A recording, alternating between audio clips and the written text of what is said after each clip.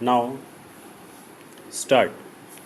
Sir, while speaking yesterday, I referred to the problem created for the Export Promotion Council by the quality of goods supplied, which lacked both imagination and integrity.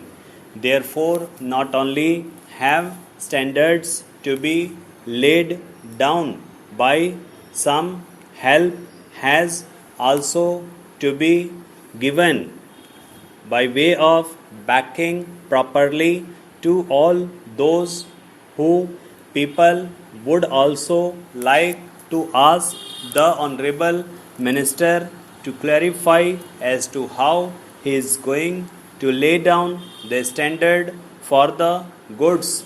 Will the contract between the buyer and the seller be concluded first, and then the quality or standard will be decided? The question of price has to be settled, and we also know that the price varies according to the country that buys the article. I think the House rightly laid emphasis on the desirability of fixing some standard for goods for the home market and also for our imports. The standards for imports, I am told, are governed by other international import rules.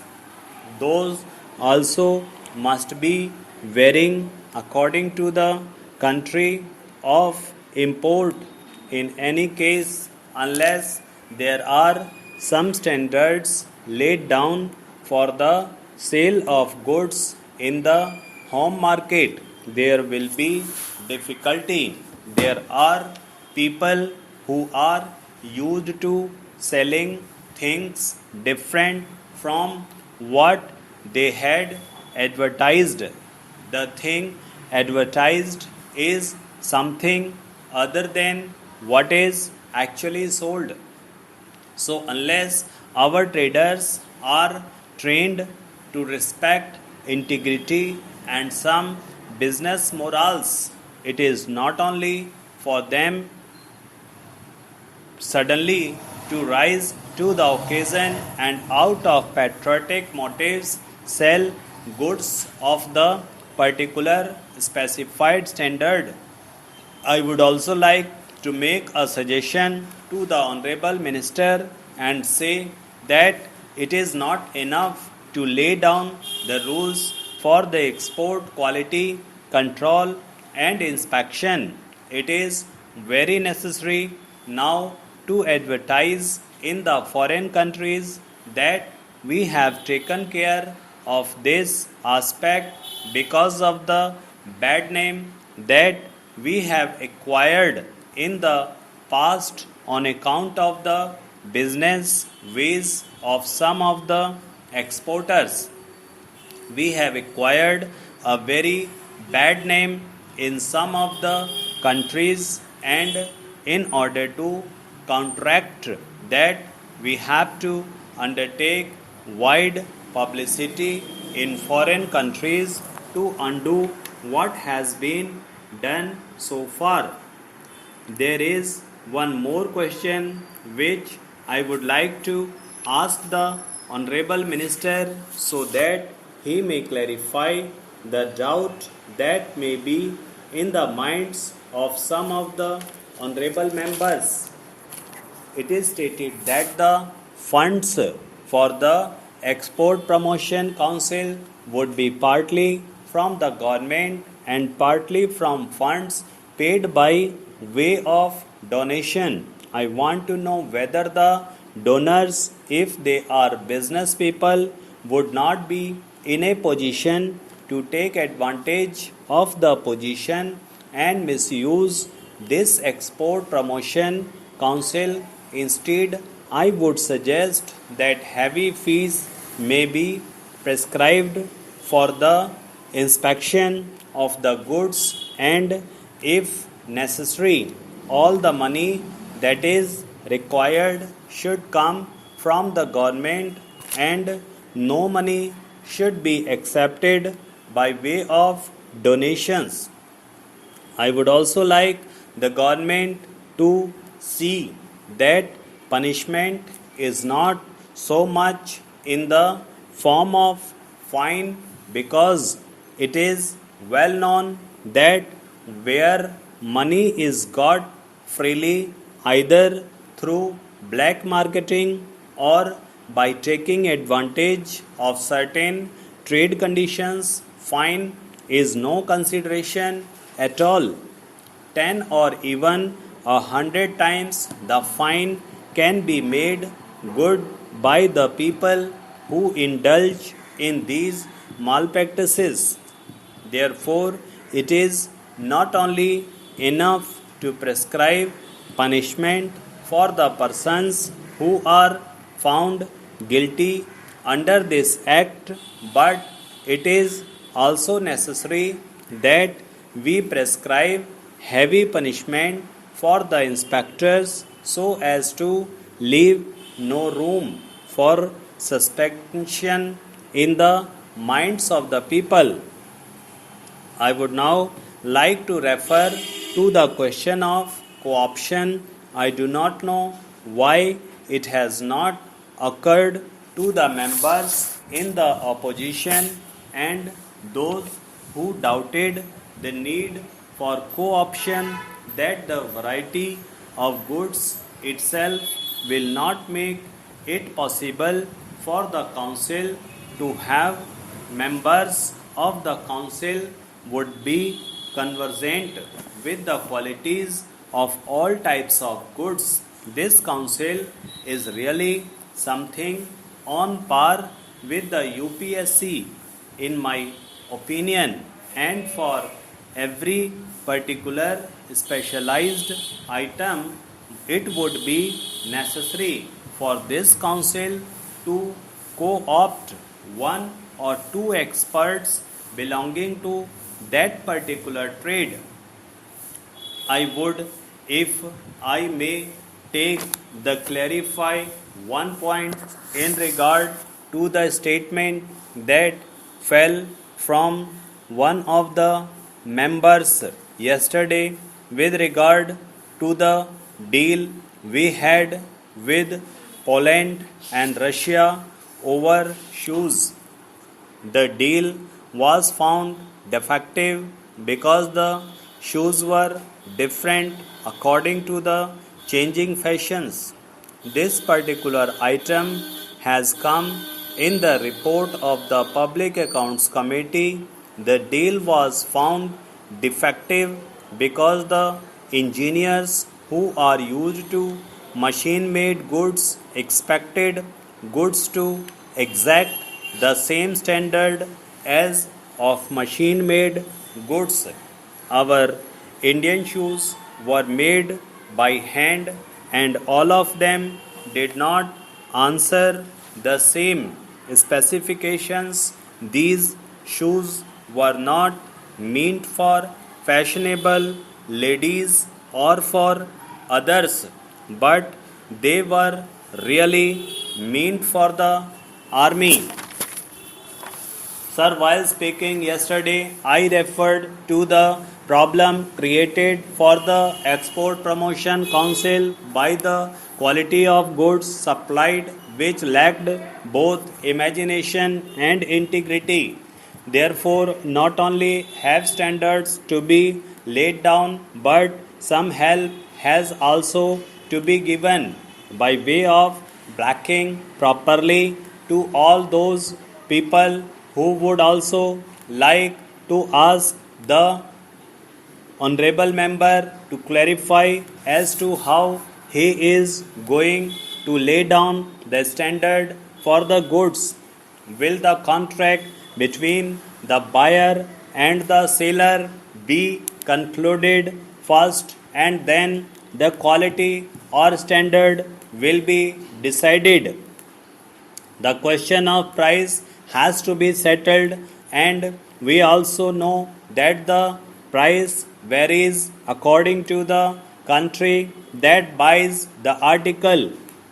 I think the House rightly laid emphasis on the desirability of fixing some standards for goods for the home market and also for our imports. The standards for imports, I am told, are governed by other international import rules. Those also must be varying according to the country of import. In any case, unless there are some standards laid down for the sale of goods in the home market, there will be difficulty. There are people who are used to selling things different from what they had advertised. The thing advertised is something other than what is actually sold. So, unless our traders are trained in respect, integrity, and some business morals, it is not possible for them suddenly to rise to the occasion and out of patriotic motives sell goods to the particular specified standard. I would also like to make a suggestion to the Honorable Minister and say that it is not enough to lay down the rules for the export quality control and inspection. It is very necessary how to advertise in the foreign country that we have taken care of this aspect because of the bad name that we have acquired in the past on account of the business ways of some of the exporters. We have acquired a very bad name in some of the countries, and in order to counteract that, we have to undertake wide publicity in foreign countries to undo what has been done so far. There is one more question which I would like to ask the Honorable Minister so that he may clarify the doubt that may be in the minds of some honorable members. It is stated that the funds for the Export Promotion Council would be partly from the government and partly from the funds paid by way of donation. I want to know whether the donors, if they are business people, would not be in a position to take advantage of the position and misuse this export promotion council. Instead, I would suggest that heavy fees may be prescribed for the inspection of the goods, and if necessary, all the money that is required should come from the government and no money should be accepted by way of donations. I would also like the government to see that punishment is not so much in the form of fine, because it is well known that where money is got freely either through black marketing or by taking advantage of certain trade conditions, fine is no consideration at all. 10 or even 100 times the fine can be made good by the people who indulge in these malpractices. Therefore, it is not only enough to prescribe punishment for the persons who are found guilty under this act, but it is also necessary that we prescribe heavy punishment for the inspectors so as to leave no room for suspicion in the minds of the people. I would now like to refer to the question of co-option.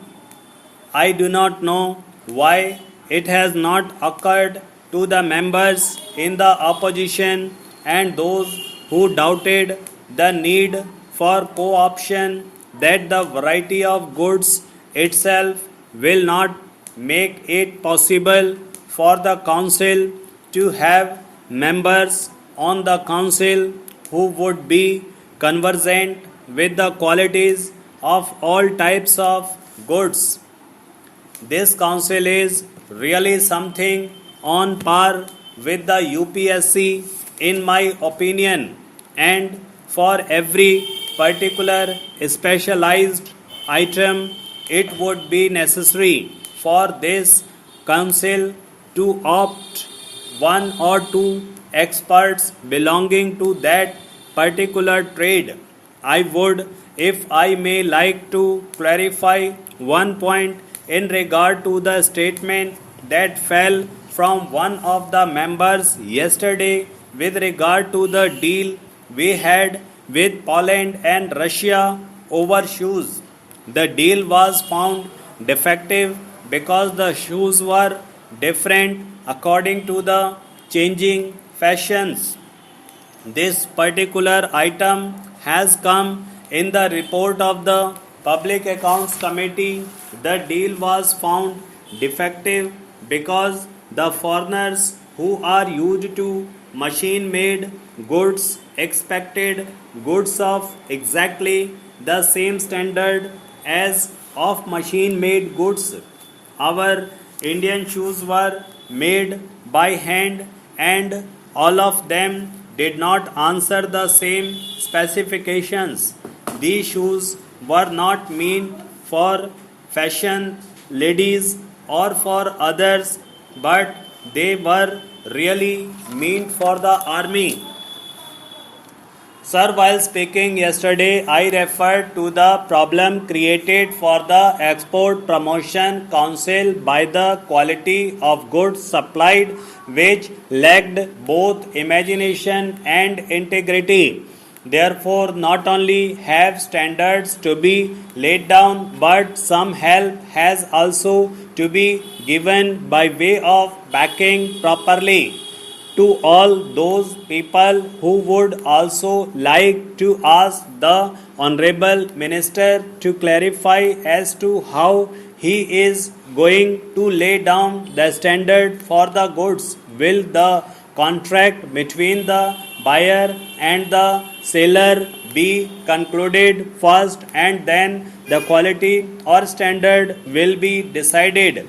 The question of price has to be settled, and we also know that the price varies according to the country that buys the article. I think the House rightly laid emphasis on the desirability of fixing some standard for goods for the home market and also for our imports. The standards for imports, I am told, are governed by other international import rules. Those also must be varying according to the country of import. In any case, unless there are some standards laid down for the sale of goods in the home market, there will be difficulty. There are people who are used to selling things different from what they had advertised. The thing advertised is something other than what is actually sold. So, unless our traders are trained to respect integrity and some business morals, it is not possible for them suddenly to rise to the occasion and out of patriotic motives sell goods of the particular specified standard. I would also like to make a suggestion to the Honorable Minister and say that it is not enough to lay down the rules for the export, quality control and inspection. It is very necessary how to advertise in the foreign countries that we have taken care of this aspect because of the bad name that we have acquired in the past on account of the business ways of some of the exporters. We have acquired a very bad name in some of the countries, and in order to counteract that, we have to undertake wide publicity in foreign countries to undo what has been done so far. There is one more question which I would like to ask the Honorable Minister so that he may clarify the doubt that may be in the minds of some of the honorable members. It is stated that the funds for the Export Promotion Council would be partly from the government and partly from funds paid by way of donation. I would want to know whether the donors, if they are business people, I would not be in a position to take advantage of the position and misuse this export promotion council. Instead, I would suggest that heavy fees may be prescribed for the inspection of the goods, and if necessary, all the money that is required should come from the government and no money should be accepted by way of donations. I would also like the government to see that punishment is not so much in the form of fine, because it is well known that where money is got freely either through black marketing or by taking advantage of certain trade conditions, fine is no consideration. All 10 or even 100 times the fine can be made good by the people who indulge in these malpractices. Therefore, it is not only enough to prescribe punishment for the persons who are found guilty under this act, but it is also necessary that we prescribe heavy punishment for the inspectors so as to leave no room for suspicion in the minds of the people. I would now like to refer to the question of co-option. I do not know why it has not occurred to the members of the opposition and those who doubted the need for co-option, that the variety of goods itself will not make it possible for the council to have members on the council who would be convergent with the quality of all types of goods. The council is really something on par with the UPSC. In my question, and for every particular specialized item, it would be necessary for this council to co-opt one or two experts belonging to that particular trade. I would, if I may take, like to clarify one point in regard to the punishment that fell from one of the members yesterday with regard to the deal we had with Poland and Russia over shoes. The deal was found defective because the shoes were different according to the changing fashions.